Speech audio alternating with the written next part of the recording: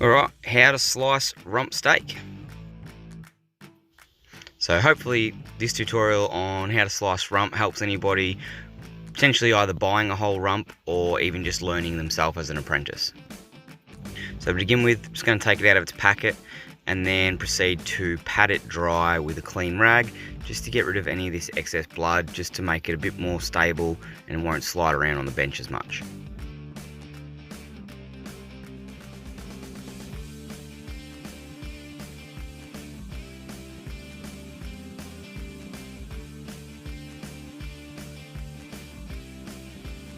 Okay, so now that I've got it out, it's been dried off, it's ready to go, I can continue to process. And the first step will be to remove any of the bark and excess fat that's left on the rump from when it was boned out. So I reckon the best method to remove any bark and sinew and fat from the underneath of this rump would just be to pop your knife underneath the surface and just remove it slightly bit by bit. More or less just following the undulations of the muscle itself. Now there is a little top muscle that sits on top of the rump here, which you can remove, and that will be going towards mince or diced beef.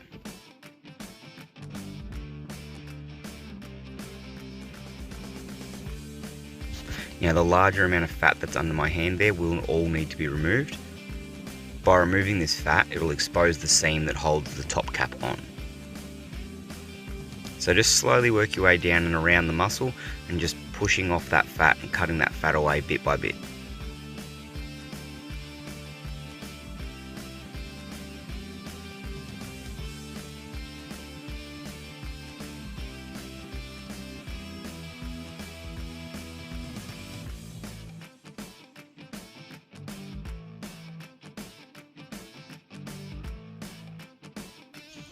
Once again, moving around to this side here, removing this little top bit of muscle that you can trim out for mince and sausage trim, and then once again removing the fat and sinew.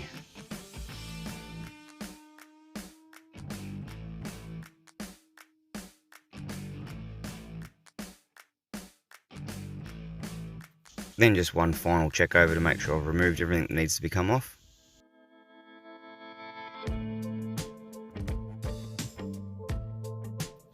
So now I've trimmed this up, we're up to slicing. So the first thing we'll need to do is remove a face cut. Now as you can see there is a fairly large bit of sinew there on that first cut that you can see in the middle.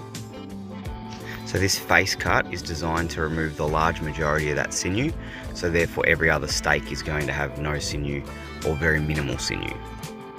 So you can quite clearly see that sinew in the middle there.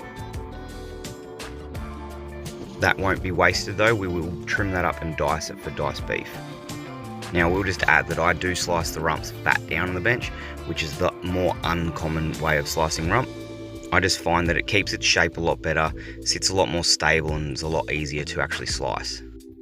Now the first two steaks that we take off are going to fall one way. As you can see, they've fallen away from where I'm slicing. And then every steak after the first two will fall the opposite way. Now that's just to get the best face on display for when you actually put it in the window. So as you can see there, turn it around and then that's the best face. And now you'll be able to see that from here on out, my slices will fall the opposite way.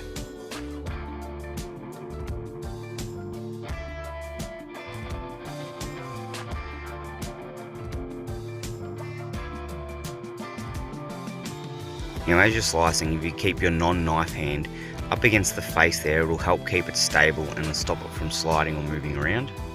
And just really focus on, as you push through with your knife, to keep the actual point of the knife on the bench. So I like to think of it as more of like a push and drag motion rather than like a sawing of bread motion.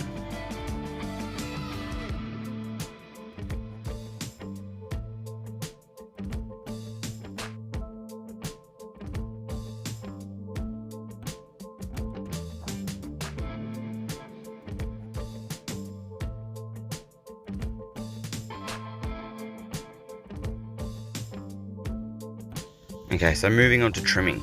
The idea of trimming the steak is display purposes only. So if you're doing this at home and you've bought a whole rump or you've taken an animal in the bush, you don't have to trim the fat off at all. A lot of people do prefer that fat left on. But as this is for a shop, we will just trim that fat and try and make it a nice, even, smooth, rounded edge. You'll just have to more or less manipulate your knife, as the fat doesn't go on a direct straight line down, it will angle back towards. So as you see, as I trim, my knife is on that slight angle, just to so that try and keep the fat even thickness on the top and bottom.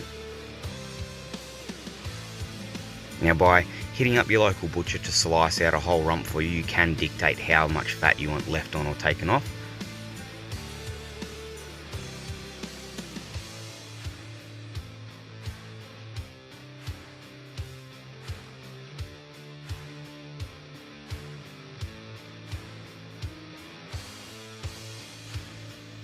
There you go, end result. Thanks for watching, like and share.